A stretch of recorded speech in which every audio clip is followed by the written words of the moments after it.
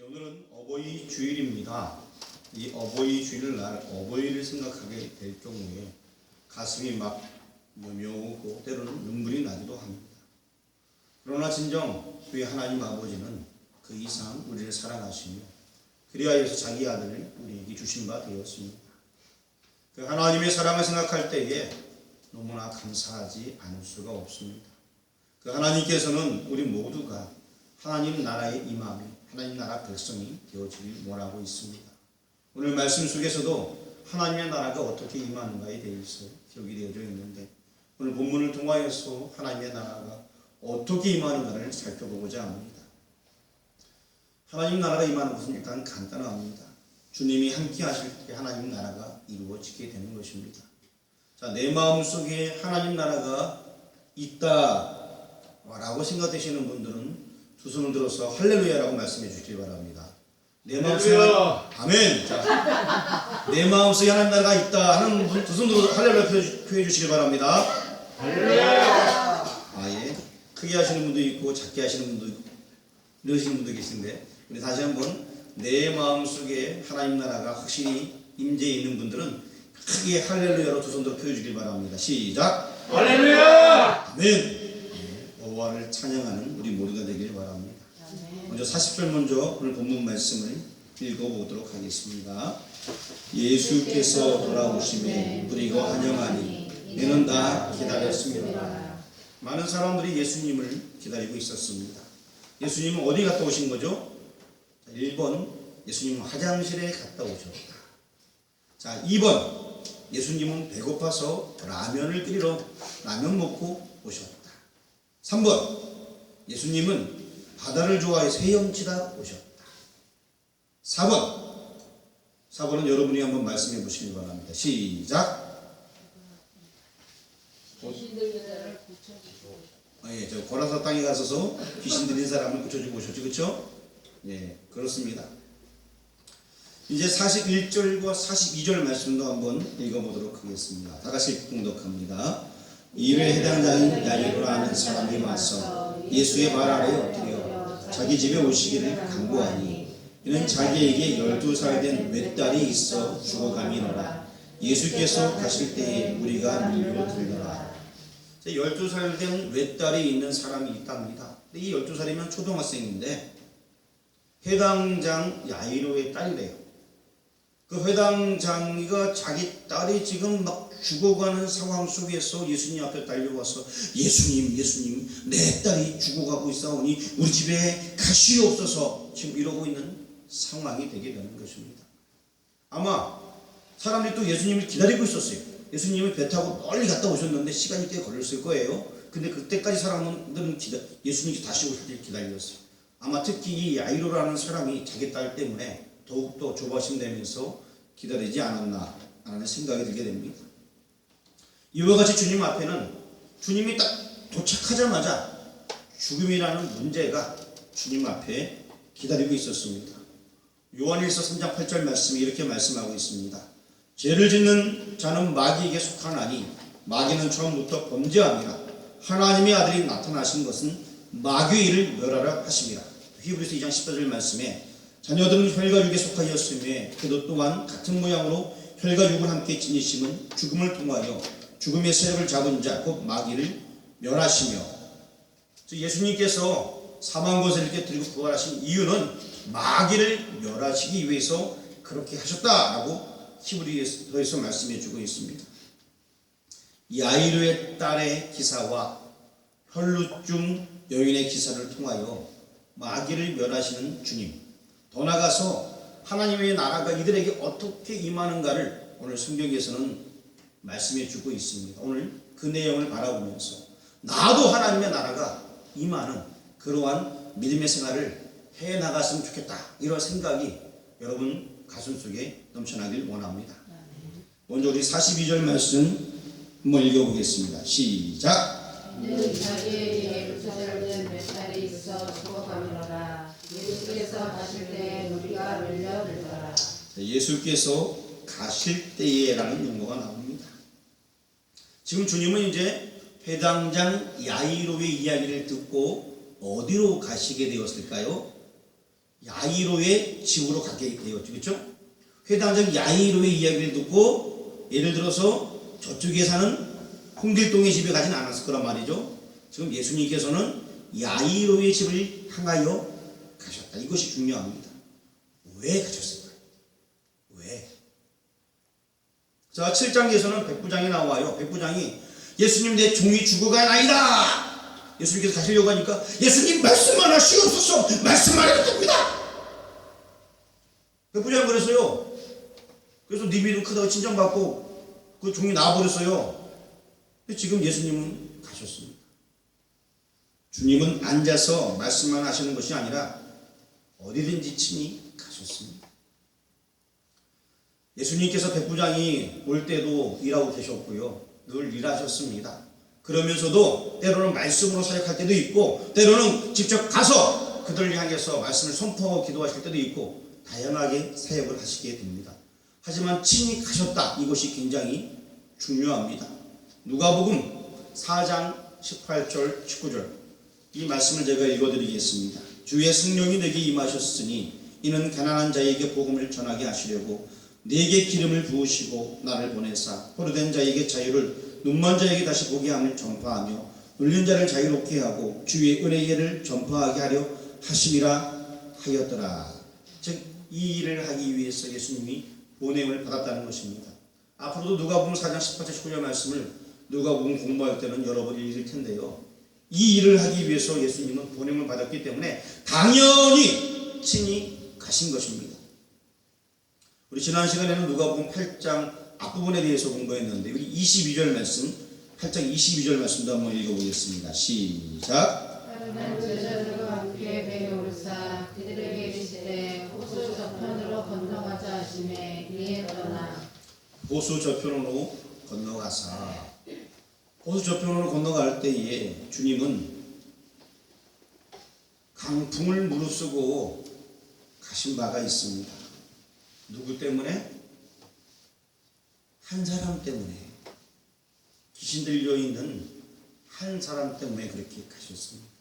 그 한 사람이 누구라 그랬죠? 옆에 집사님이요? 옆에 권사님이요? 그 한 사람이 앞에 있는 사람이요? 예, 그래요. 뒤에 있는 두 사람이요? 누구라고요? 예, 나 때문에 예수님께서 오셨습니다.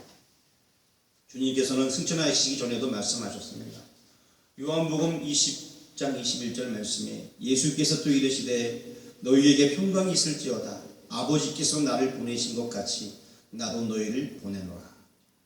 예수님께서 스스로 말씀하시기를 아버지 하나님께서 나를 보냈다. 이제 내가 너희를 보낸다 라고 말씀하셨습니다. 예수님께서는 제자들에게 보낸다. 너희도 가라 라고 말씀하셨습니다. 예수님께서도 가셨는데 군대에 귀신 잡힌 자에게도 가셨고 지금 야이로의 집에도 지금 가시는 거예요. 그렇다면 예수님께서도 가셨는데 여러분은 가야 돼요? 말아야 돼요? 예배드리다 집에 가라는 얘기가 아니고요. 복음 전하러 가야 되는 거예요. 뭔 얘기인지 알겠습니까? 무슨 얘기인지 알겠어요? 그러니까 예배드리다 말고 복음 전하러 가라는 얘기도 아니고요. 예배 다 마치고 평상시에 시간 날 때 복음 전하러 가라는 얘기예요. 우리가 주님의 자녀라면 예수님처럼 복음 전하러 나서야 되는 것입니다. 우리가 주님의 제자라면 가야 됩니다. 복음 증거하고. 우리가 예수님의 제자인데 어떤 사람 정말 가요. 어디로 가냐? 싸우러 가고 다투러 가고 일하러 가고 그 다음에 또 소리 지르러 가고 노래 부르러 가고 춤추러 가고 술 먹으러 가고 다 가요. 근데 복음 전하러 안 간단 말이죠. 이게 문제예요. 친구 만나러 가고 놀러 가고 등산 가고 축구하러 가고 낚시하러 가고 그냥 여행하라는 그냥 다 좋아가지고 다 때려치고 여행 가방 들면 세고 뭐 어딘지 제주를 가든 뭐 미국을 갔다 오든 뭐 가서 예배 한 번도 안 드리고 그냥 시끄 놀다가 와가고 주일날만 교회 어떤 사람은 막 1개월 동안 놀러 시큰 갔다 와가고 예배 한 번도 안 드리다가 오래간만에 교회니까 어색하다 그래요.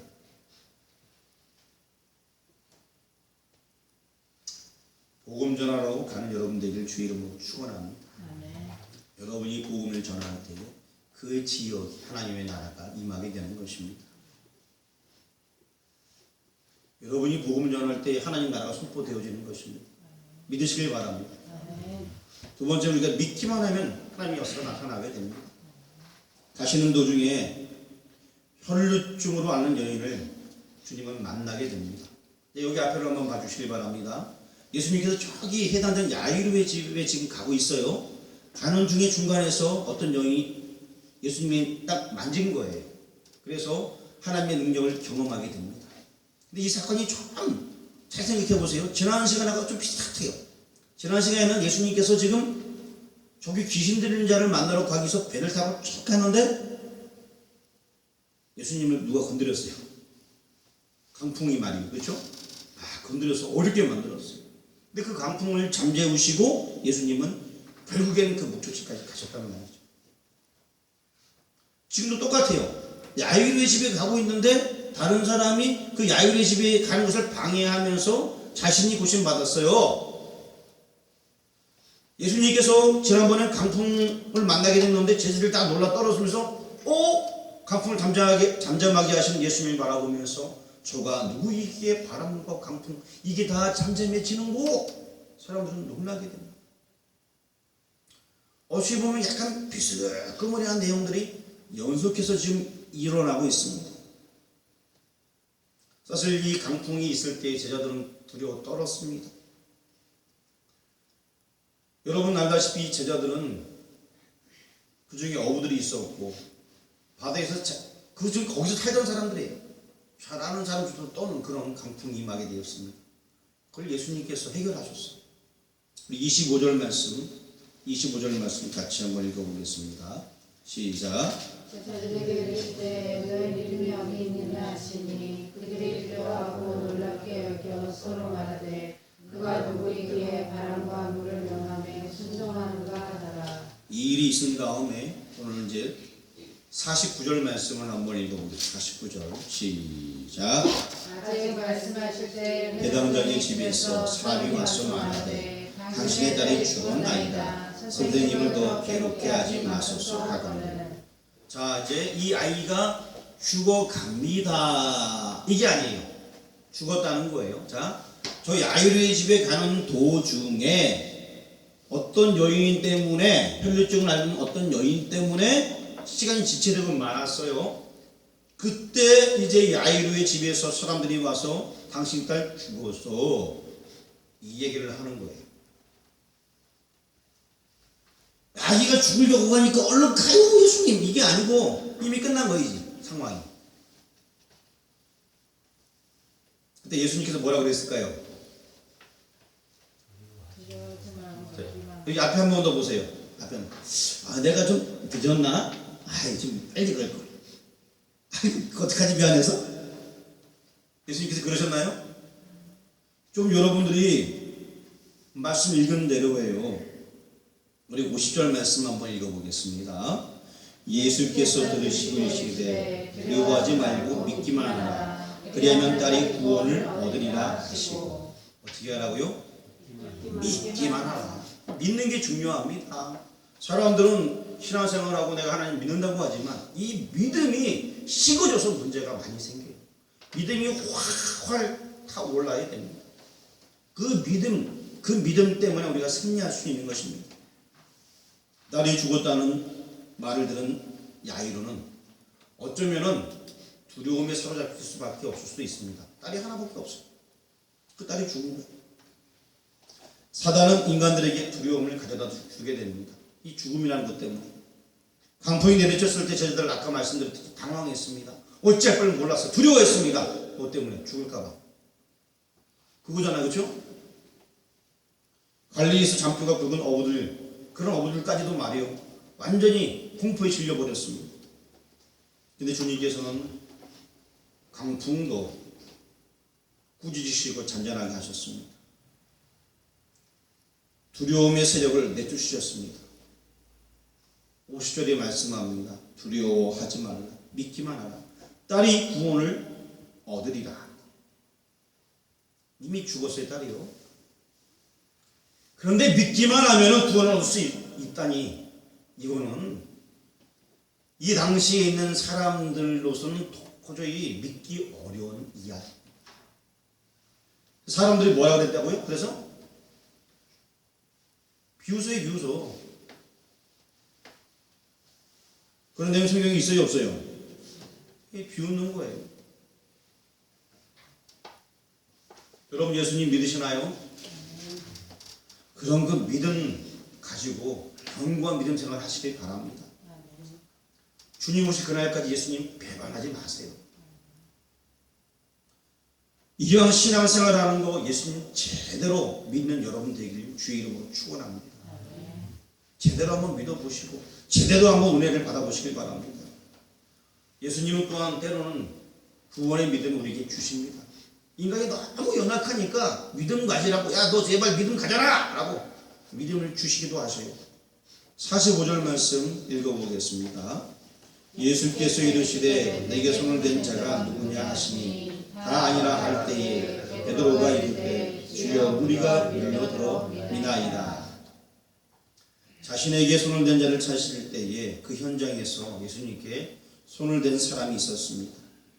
베드로는 이제 상황을 모르고 엉뚱한 이야기를 하고 있습니다. 46절 말씀 읽어보겠습니다. 예수께서 이르시되 내게 손을 댄 자가 있도다. 이는 내게서 능력이 나간 줄 알미노다 하시는데, 분명히 예수님은 그 상황을 다 아시고 말씀하신 겁니다. 47절 말씀 읽어보겠습니다. 여자가 스스로 숨기지 못할 줄 알고 떨며 나아가 엎드리어 그 손댄 이유와 곧 나은 것을 모든 사람 앞에서 말하니. 자, 모든 사람들이 이제 이 여인의 얘기를 다 들은 거예요. 예수님, 제가 손을 댔습니다. 왜 손을 댔냐면 이러이러해서 손을 댔습니다 라고 이 여인이 다 얘기를 하는 거예요. 더 이상 숨길 수 없는 것을 알게 됐기 때문에 예수님은 다 알고 계시구나, 예수님은 능력자이기 때문에 이게 다 마음까지 다 두통나버린 거예요. 그래서 그거를 예수님 앞에 고백을 하게 됩니다. 그때 예수님께서 48절의 말씀을 하십니다. 다 같이 읽어보겠습니다. 예수께서 이르시되 따라 내 믿음이 너를 구원하였으니 평안히 가라 하시더라. 사람들은 평안히 돌아가는 이 여인의 모습을 보았습니다. 그런데 그 여인이 돌아갑니다.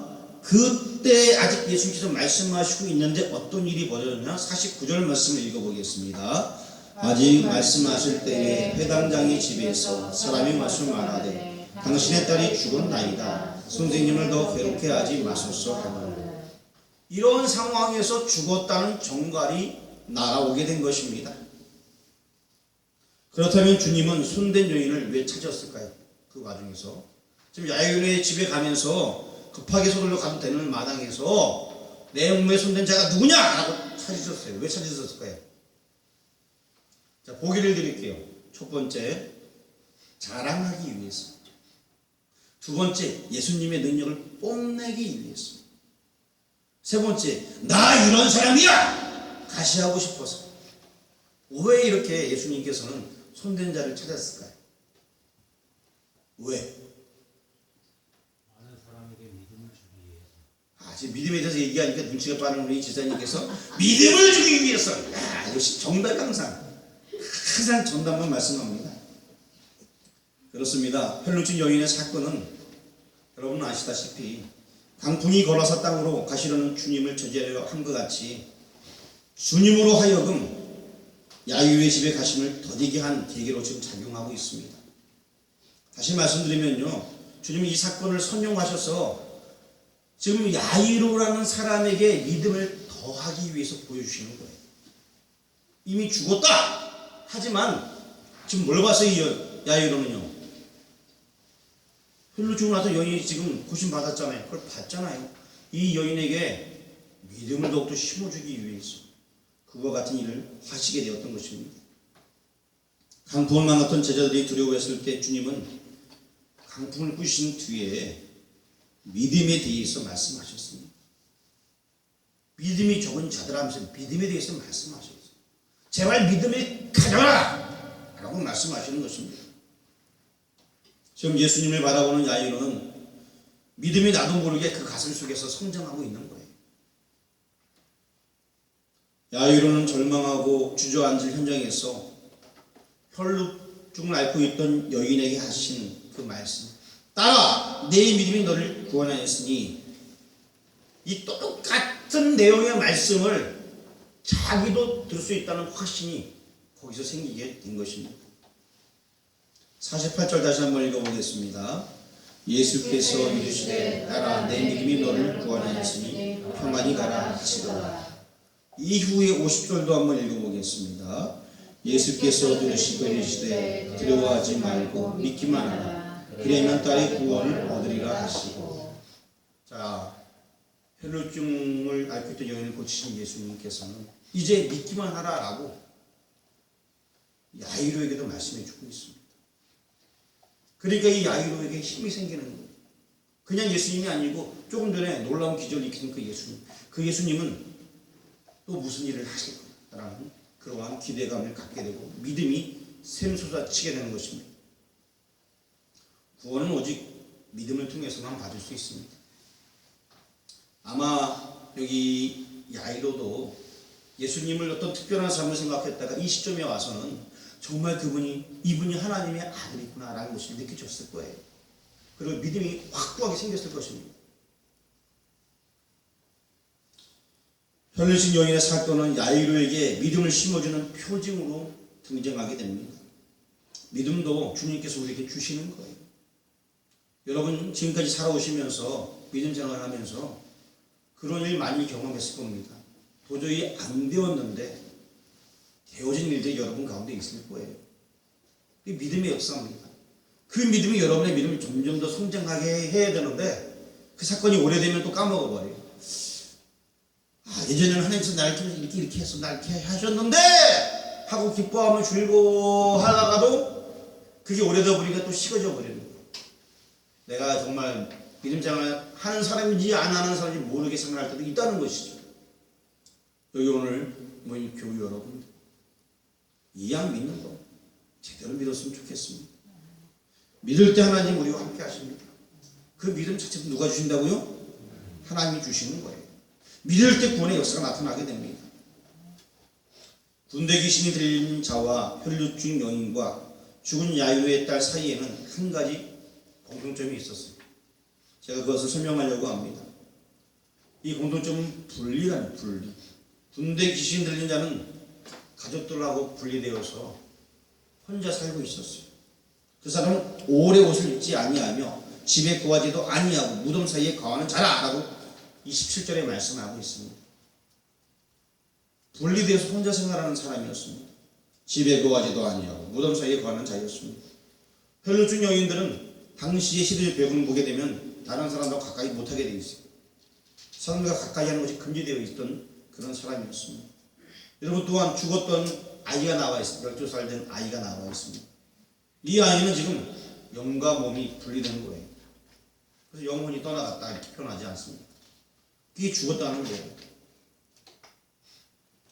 이들은 한결같이 복음에 의해서 회복이 되게 되었습니다. 군대에 귀신 들린 자는 39절에 집으로 돌아가라 라는 주님의 말씀을 들었습니다. 혈루병 여인에게는 평안히 가라 라고 48절에 예수님께서 말씀하십니다. 죽은 야이로의 딸에게 55절 말씀에 그의 영이 돌아왔다 라고 말씀하고 있습니다.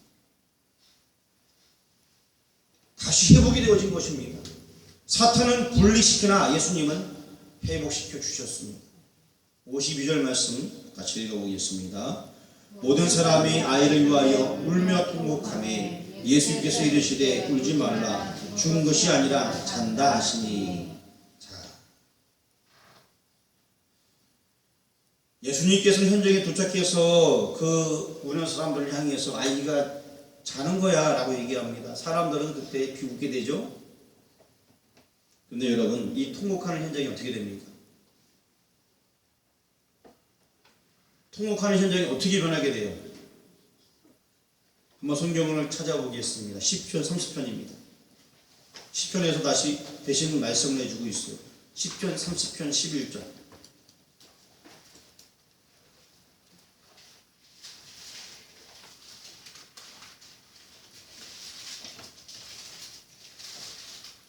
시편 30편 11절. 찾았으면 함께 봉독하겠습니다. 주께서 나의 슬픔이 변하여 내게 춤이 되게 하시며 나의 베옷을 벗기고 기쁨으로 띠우셨나이다. 아멘. 지금 이 현장이 이렇게 바뀌게 된 거예요. 슬픔이 변하여 춤이 되게 하셨다. 즉 기쁨이 되게 하셨다. 또 나의 베옷을 벗기고 죽었던 사람이 죽을 때 베옷 입잖아요. 기쁨으로 띠띠우셨다. 이렇게 지금 10편 30편에서 말씀해 주고 있습니다. 완전히 변화된 초상집이었는데 그 집이 기쁨의 집이요 은혜의 집이요 잔치의 집이 되게 만드셨습니다. 즉 이곳에 하나님의 나라가 임한 것입니다. 거기 모여있는 모든 사람들은 엄청나게 기뻤을 거예요. 왜? 이미 그들 심령 가운데 하나님 나라가 임했기 때문에, 야이로의 마음속에 하나님 나라가 임했기 때문에 이제는 예수님이 오시니까 문제 해결되었습니다. 얼마나 기뻤겠습니까? 하나님 나라가 회복되게 된 것입니다. 사단의 일을 저지하려 하기 위해서 계속해서 오늘도 우는 사자처럼 통계자를 찾고 있습니다. 여러분 잘 아시는 대로 군대 귀신 들린 자에게 하나님 나라가 임하게 되었습니다. 그가 귀신에 사로잡혔을 때 자기 자신이 제어하지 못할 때 그도 얼마나 그 속에서 막 힘들어했겠습니까? 이제는 그 모든 사단의 세력을 무찌르고 난 그 사람은 정말 행복했을 거예요. 하나님 나라가 임한 것을 느끼고 그는 그 나라 복음을 전했을 것입니다. 또 여기 나와 있는 혈혈증을 그 가운데서 낳은 여인은 정말 기뻤을 겁니다. 그리고 그 기쁨의 소식을 증거하며 살았을 것입니다. 또 여기 나오는 야이로 같은 경우에 자기 딸이 살아났습니다. 그의 삶이 어떻게 되겠습니까? 이제는 정말 기쁨이 되었을 거예요. 하나밖에 없는 딸이었지만 그의 인생이 이제는 바뀌었습니다. 생각이 바뀌었습니다. 저도 그렇습니다. 예수님 만나고 생활이 바뀌게 되었고요. 그리고 또 이곳에서 생활할 때에 여러분도 알다시피 아내가 아플 때에 큰 경험을 하고 나서 생각이 바뀌었어요. 어차피 한평생 좀 이렇게 보람되게 살자는 생각이 확 보이 더 쓰더라고요. 어차피 한평생인데. 그전에는 너무 답답하게 살 때도 있었지만 어차피 한평생 뭐 이거 할 거 한번 해보자 이러면서 생각이 바뀌더라고요. 바로 하나님의 나라가 이들에게 임한 거예요. 하나님 나라가 우리 각십 명이 임하길 원합니다. 그리고 여기 성경에 나와 있는 등장인물 주변에 많은 사람들도 이 모습을 함께 목도하고 기뻐했을 것입니다. 여기에 등장하는 사람들은 어떠한 삶을 살았을까요? 이 사람들은 아마 이렇게 살았을 것 같아요. 성경을 통해서 여러분 제가 말씀을 얘기해 주고 싶습니다. 누가복음 8장으로 다시 돌아와서요. 15절 말씀을 한번 읽어보겠습니다. 시작. 그 땅에 있다는 것은 착하고 좋은 마음으로 말씀을 듣고 지키어 이대로 결실하는 자니라. 이제 이 사람들은 정말 예수님을 사랑하면서 인내로 다시 오실 주님을 바라보면서 승리했을 겁니다. 좋은 땅, 즉 마음 토양을 갈고 닦아서 이제는 그 말씀대로 살았을 거예요. 정말 이 사람은 또 어떻게 살았을까요? 16절처럼 아마 살아있지 않았나 싶어요. 16절 한번 읽어보겠습니다. 누구든지 등불을 켜서 그릇으로 덮거나 평성 아래에 두지 아니하고 등경 위에 두나니 이는 들어가는 자들로 그 빛을 보게 하려 합니다. 이렇게 살았을 거예요. 여러분 정말 여러분이 하나님의 사랑을 경험하고 믿음을 경험하고 능력을 경험한 자들이라면 15절과 16절의 사는 것처럼 인내하며 살아야 될 것이고요. 빛을 발산해야 돼요. 예수 그리스도의 빛을 여러분이 이제 발산해야 됩니다. 뚜껑으로 딱 덮어둬서 빛이 어둠에 거하는 것이 아니라 이걸 등경 위에 올라섬으로 말미암아서 빛을 전하는 것. 주님께서도 가셨지 않습니까? 복음 전하. 이것이 우리의 삶이 되어야 되는 것입니다. 이 하나님의 나라는 내 마음속에서부터 시작되며 이것이 이제 우리의 행동으로 나타나며 더 나아가서 다른 이들에게도 이 빛의 역할을 감당하는 여러분 되길 주의 이름으로 축원합니다. 여러분이 복음 전하고 여러분이 가서 하나님의 말씀을 대언할 때 하나님의 나라가 계속 확장되게 되는 것입니다. 여러분 속에 임한 하나님의 그 나라 확장할 수 있도록 수고하는 여러분 되길 주의 이름으로 축원합니다. 기도하겠습니다.